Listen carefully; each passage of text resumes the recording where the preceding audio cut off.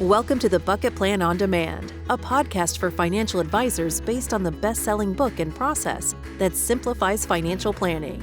Hear from skilled industry professionals and special guests each episode that will help perfect your approach with clients and your results. Welcome to Bucket Plan on Demand. I'm excited to have Kalem Mackey on as a guest. Kalem is Executive Vice President here at C2P with more than 20 years of experience in financial services. He specializes in retirement income planning, tax strategies, and coaching advisors to deliver comprehensive client-centered solutions.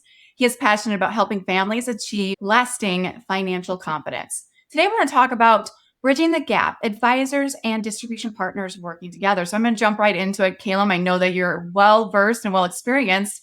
From your experience working with both advisors and distribution partners, what are the core competencies that make a partnership successful in today's financial services environment?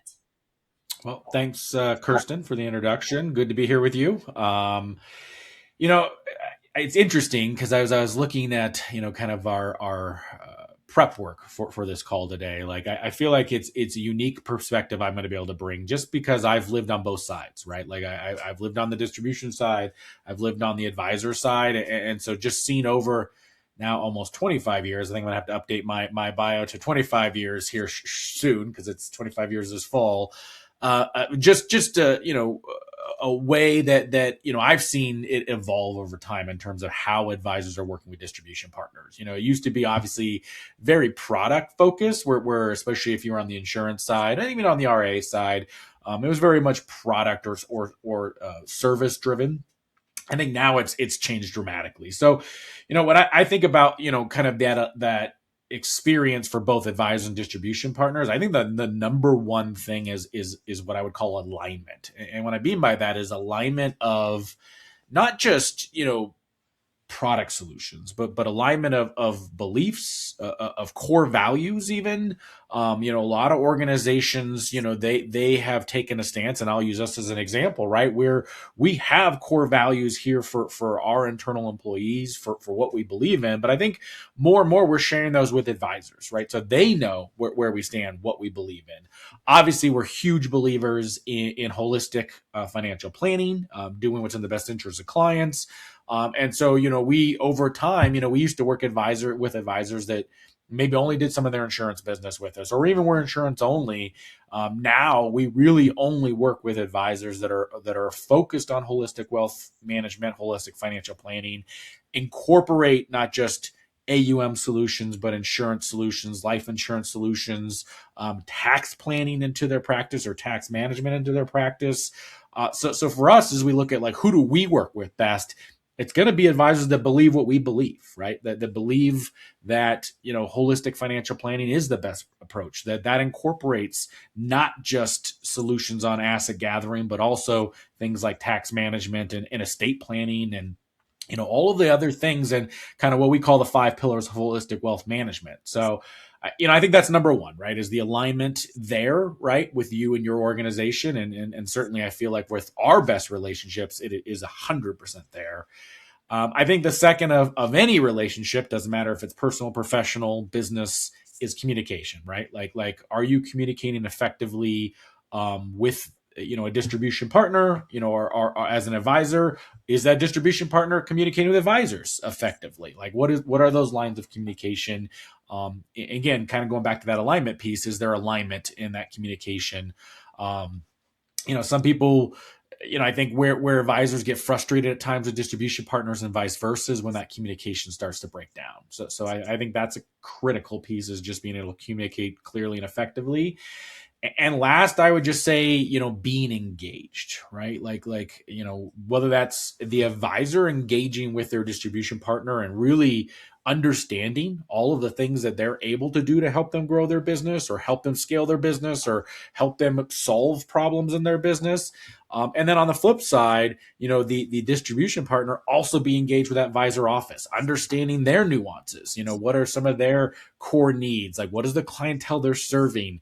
What are the problem areas that they're struggling with? And, I think this is something, again, as we go through, like, even the process when we're looking to onboard a new office, one of the things we go through is what we call their challenges and priorities, right? Like, what are your current challenges? What are your current priorities? What are those things? Do they align and with what what we can solve, and really building that engagement from the beginning, so that I feel like we can always hit the ground running with them.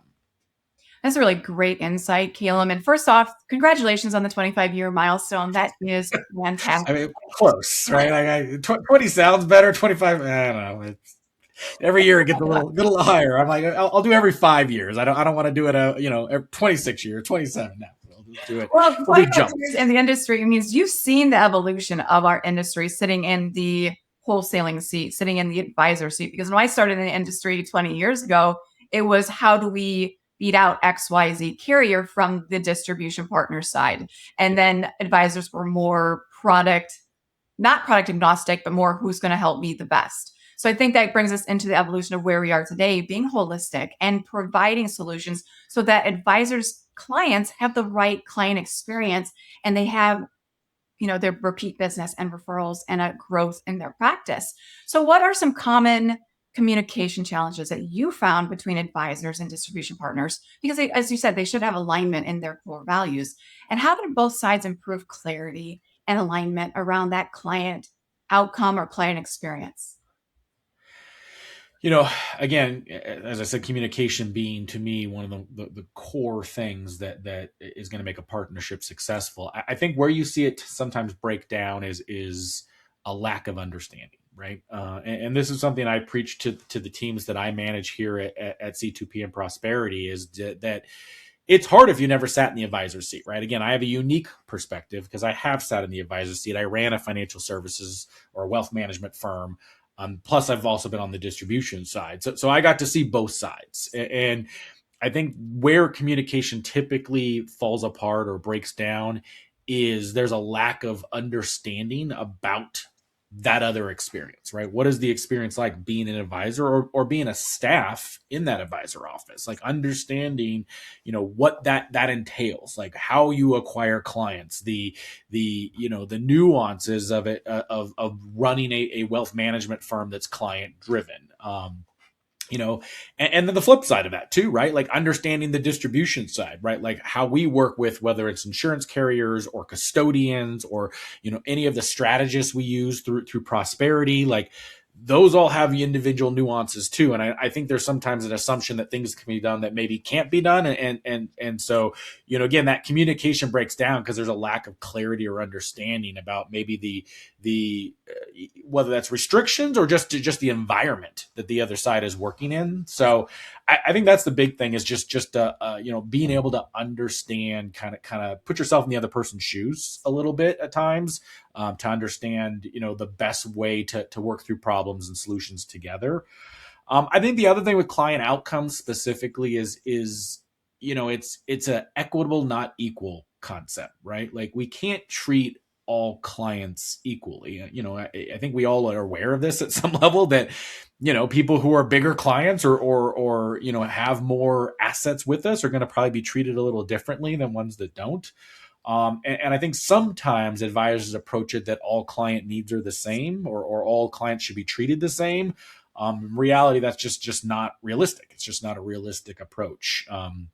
So I think, I always look at through the lens of like, it's got to be equitable, but it may not be equal. And we're obviously going to try to cater to or help or provide extra services to clients that do have more assets with our firm or with your firm. And I think that's normal and to be expected, but I think sometimes that causes some communication breakdowns, right? So, and the last one I would just say is expectation setting. I think that's the other kind of flip side of communication, is just having clear expectations. We obviously here at C2P Prosperity have like a sundown rule, right? Where we have a clear expectation that we're going to get back to you on something that same day. Now, we may not have the solution right away because it might be something that takes a little bit more time than that, but at least that communication protocol is in place where we're going to get back to you right away. I think similar with advisors, as they look at how are they communicating with their clients, how are they communicating with us. I think people get frustrated when you send something, whether it's email or opening a ticket or, a phone call or voicemail, whatever it is. and there's not a response back, right? I think that's a source of a lot of frustration for especially advisors working with distribution partners. It's like, well, I called you 2 days ago on this and no one's gotten back to me, right? That's what we don't ever want to hear. So I think, having those clear expectations makes a big difference, because then we kind of almost hold each other accountable, right? So here's your expectations, here's my expectations, making sure they're aligned. And then that way I think communication's a little bit easier, because we all know what to expect. I 100% agree with you. Being in the industry with you and working with you the last 5 years, communication is the first thing that tends to go out the window when people get stressed out or they have a challenge. But when you can have clear communication managing expectations, it makes for a better overall client experience, whether you're working with an advisor or you're working with a direct client. So in your dual role, because you manage sales and operations, two very important pieces to the puzzle, what operational practices have you found that effectively bridge the gap between advisor needs and distribution support? This was a tough one. You know, I don't know their operational practices. I think one is stuff like the sundown rule I already mentioned. Like, I think just having some standards is important. One other thing I try to stress with our team is explaining the why behind things, because I think that's often missed. It's one thing to say, oh, there's a rule in place, or there's this, that has to be done this way. But if you don't give the broader context of maybe why it's like that, the advisors in their staff, again, going back to kind of, it's not always an advisor, right? A lot of times it's their staff that's working with our team, especially our operations team. It's their CSA staff or their operational staff. I think having an understanding of the why some things are in place, why maybe it's a specific compliance rules in place, why, custodians need things done a certain way, why we have to do a specific process in terms of maybe like how we open up client accounts. So if they understand maybe a little bit broader perspective, I think, again, that goes to just better communication and can kind of make things a little bit smoother. When I think about like operationally what we're trying to accomplish, I think the biggest thing is trying to reduce friction, whether that's friction from a client onboarding perspective, friction from you adding new staff to your firm perspective, friction for you joining us for the first time as a new office perspective. How do we make that process always better, smoother, easier, and really kind of solving problems that come from just everyday processing business, right? There's always going to be things that, hey, I messed up on something, or there was administrative error, or whatever it is, right? And just how do we quickly resolve those things, get it fixed, and really inconvenience your client to the least extent possible, right? Because at the end of the day, that's who the focus needs to be on, is what is that client experience, making it easy for them. At the end of the day, we want to make it really easy for people to give us money. Right? We want to make that as simple as possible, so that they feel like they made a good decision, right? This isn't something where it's like, oh, now I got to climb this mountain just to be a client. I don't think we're where I would love us to be yet, but I think that is our focus day in and day out is that. I kind of call that an operational practice of just that focus always being there. The last one I would just say is some patience and empathy, especially for the distribution partners. Again, most of our staff has never been an advisor. They've never worked in an advisor office. So understanding that maybe you don't know all of the things related to that client, like how maybe, how long of a process it was to get that client. That client may have taken you years to onboard finally, because, they came to workshops and you were doing drip marketing, and maybe they came to something else that you did. And, it's not always like, oh, I got introduced to this person, they're a client tomorrow, right? Like this can take time a lot of the time, right? It's not uncommon. So I think, especially the distribution partner side of our side of the house, having that patience and a little empathy, especially when things don't go perfect. Well, patience is not my strong suit, but I do like the fact that you're encouraging education, because at the end of the day, if we're educating our advisors about the distribution partners process, it makes it almost easier for them to understand. And if we can take that hurdle out of their way so they know, hey, this is what the challenge is, we are working towards fixing it, they can better explain it to their client, because the ease of doing business is really important for that client experience. So I do like that education and really just listening to make sure we're not missing what's not working to enhance a better experience for both the advisor and the client. Now, with advisors, they may deal with client emotions and behavioral biases. We deal with it all the time on the sales support team too. How can distribution partners better equip advisors with tools or training to address these behavioral concerns in the planning conversation? Yeah, I'd say this is a real tough one, and especially so in today's age, because I think it's not just the emotions and behavioral stuff. It's also, just the politicization. Is that the right word? That sounded weird as I said it, but polarization would be another word for it, right? Just I think you're dealing with different perspectives on things, and these can be very emotional, and they can be very personal to people. Um, so I think there's a lot of that right now that's very difficult. I think it's hard for us as distribution partners to really put tools or training out there, because a lot of this is some of that emotional intelligence stuff that, I think you kind of got to just seek out a little bit on your own.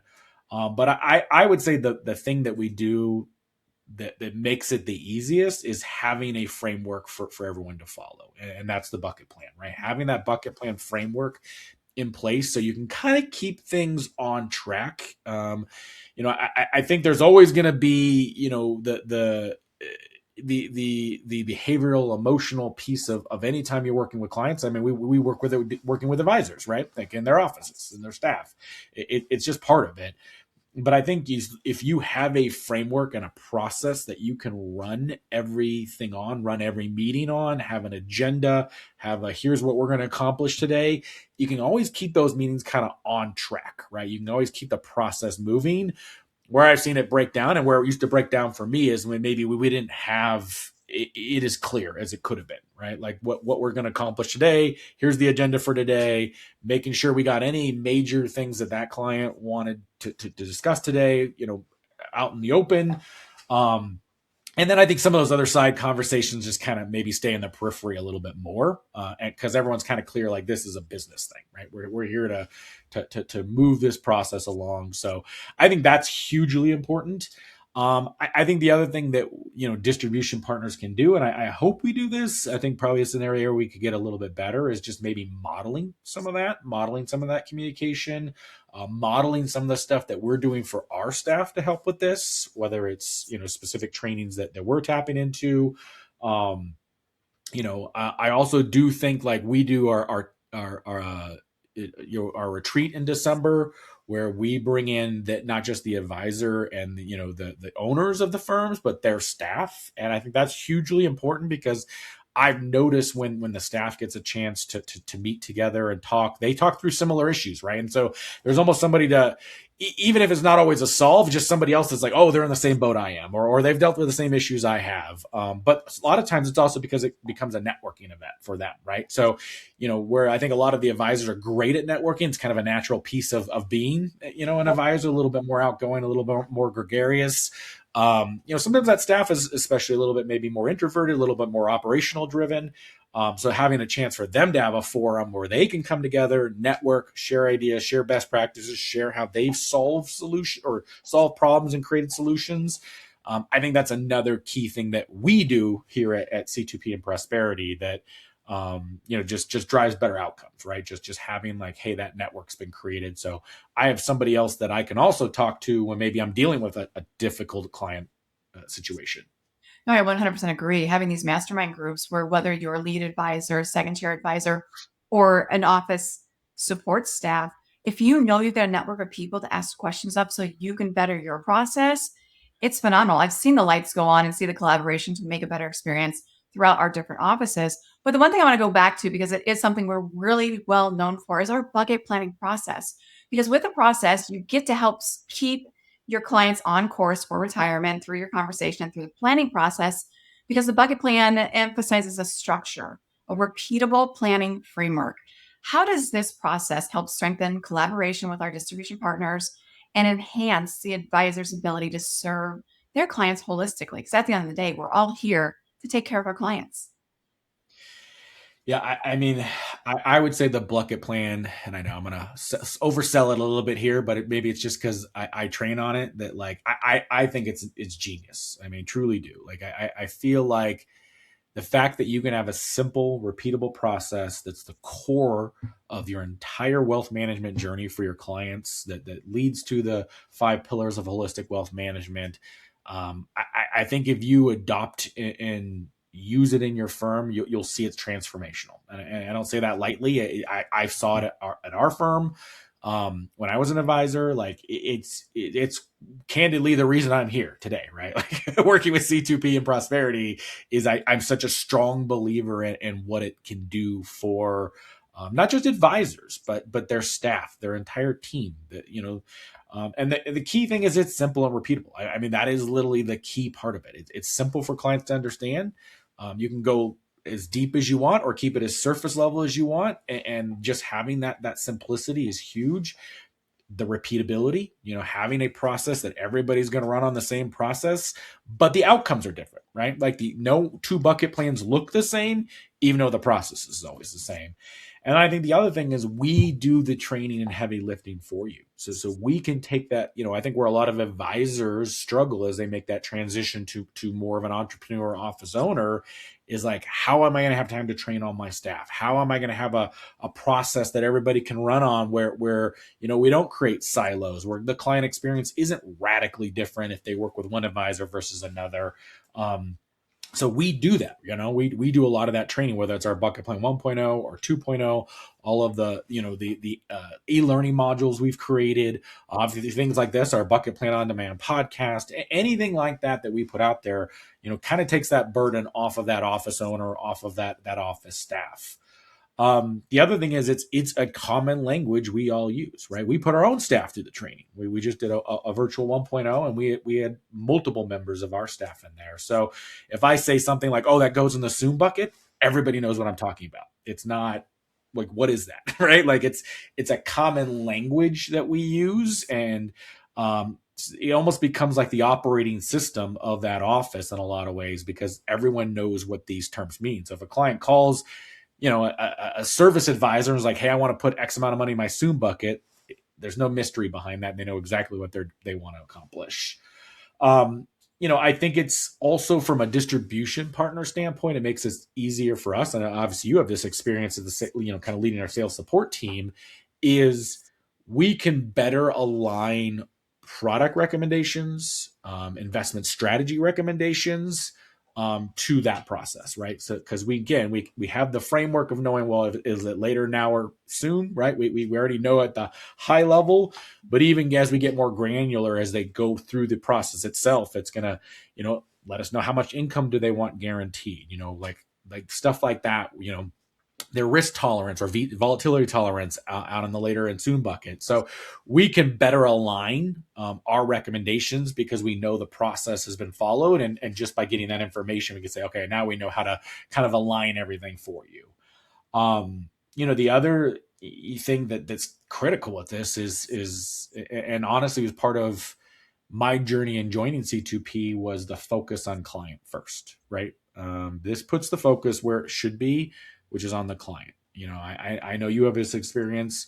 We rarely get anybody calling us saying, hey, what's going to pay me the most money, or what's the best, hottest product out there? Those conversations don't go like that, right? Where it was much more common, in my previous life working for really just an IMO, where that was a lot more common conversation. Here we're focused on what's the best solution for that client within that bucket plan framework. And it's really putting the emphasis where it needs to be, which is client-driven solutions. And I don't think going forward that that's going to change. And I think the industry is going to get more and more client-centric. That's just my opinion. But that's why the process works so well when you have everybody trained and rolling together with this process. Can you share a specific instance where the alignment between an advisor and a distribution partner led to a breakthrough client outcome or an elevated an advisor's practice? And what were the key takeaways? Because this is important, because we can sit here and say this is the best process, but the proof is in the pudding with these kind of examples. Yeah, I mean, there are so many examples. It's almost hard to pick only, one or a few.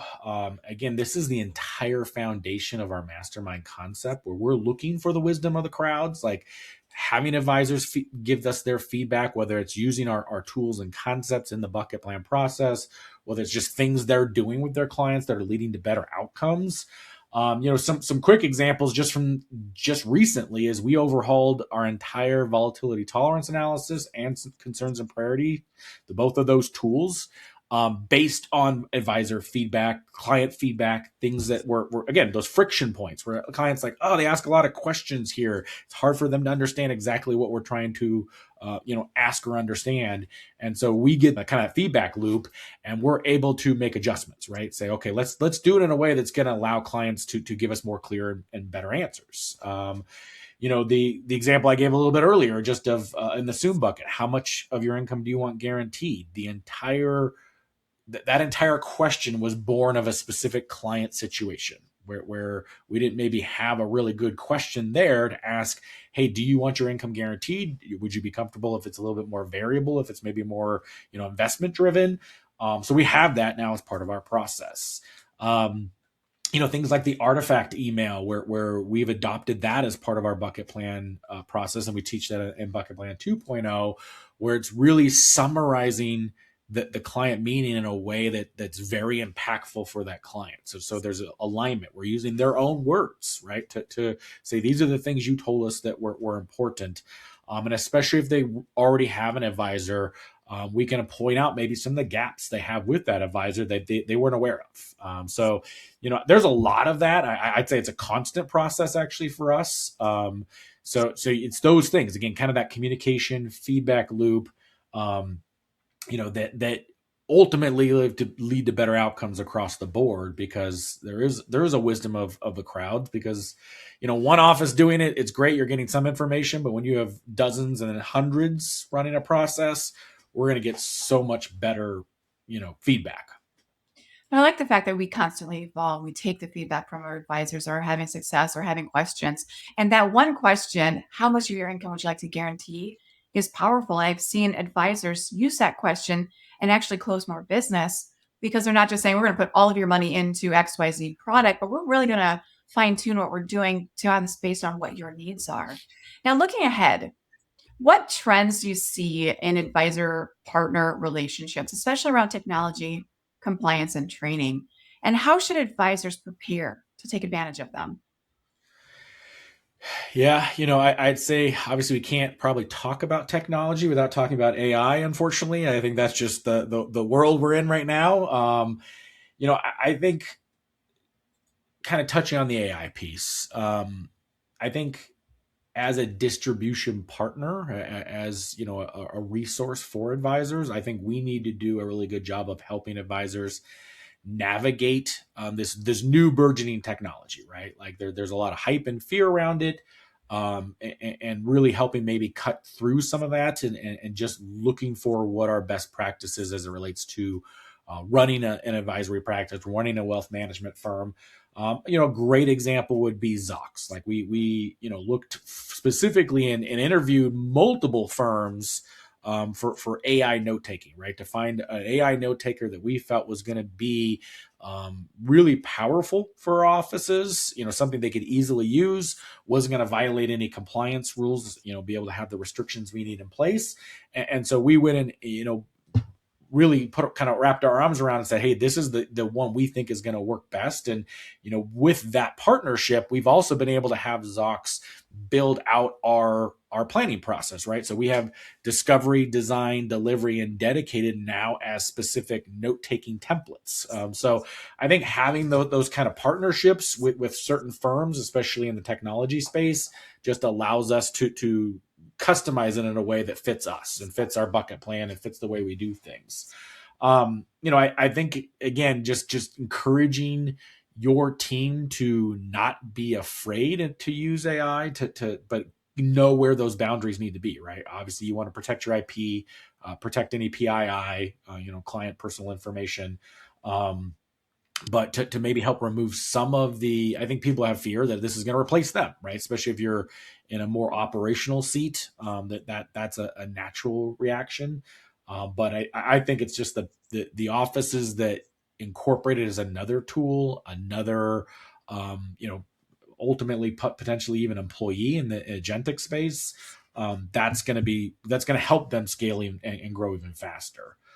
So that there's that, again, we're always looking at technology trends. By and large, we're making a number of investments here at C2P Prosperity to, really leverage technology in a more profound way. And I think advisors are going to see the fruits of that labor over the next, 6, 12, 18 months, as we roll out more and more. Thinking through compliance, obviously I don't sit in the compliance seat. But I think the most important thing that advisors miss sometimes with compliance is compliance there to protect them at the end of the day, protect their business, protect everything they've worked so hard to grow and build. And it's really a partnership, right? So I think, obviously our compliance team is obviously looking at where is the SEC putting emphasis, where is the audit risk, because it's not like a constant thing, right? That audit risk shifts and molds over time to new technologies or new points of emphasis. So we're looking at those same things of how do we shift and mold so we can protect not just our firm, but your firm, right? So that's a constant process, a constant evolution, and then training, I think the areas that are probably outside of, obviously some of the stuff we've already talked about with bucket plan and tax management journey and some of the programs we've established and kind of known for, industry wide. I think the teamwork movement's extraordinarily powerful for office owners.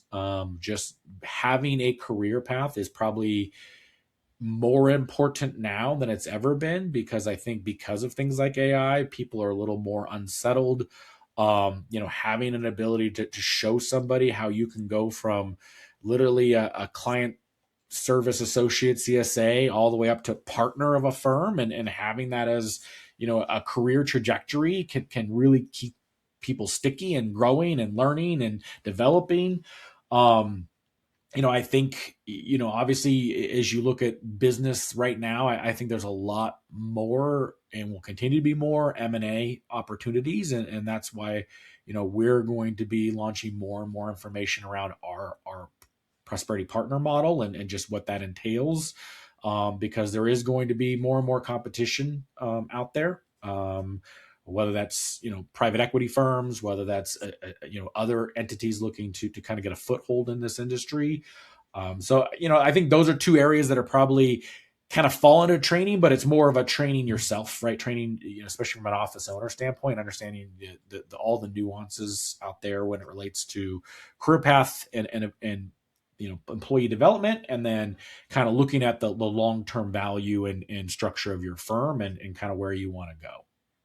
That's amazing. I love that you hit on AI. I know people are concerned that it's going to take over and people are going to no longer be as relevant, but this is always going to be a relationship business. And AI affords us the opportunity to work smarter, not harder, as a partner to us in our roles. So thank you for pointing that out. I will still say please and thank you to AI. So if there is a rise in the machines, they know I'm a friend. You don't need to. It's Growing up in the 80s and 90s, we watched certain movies. But I love the fact that we have that platform. We have the platform to help scale business as well as the teamwork movement to help people see the track to run on, because that is important to the rising generation coming into our business.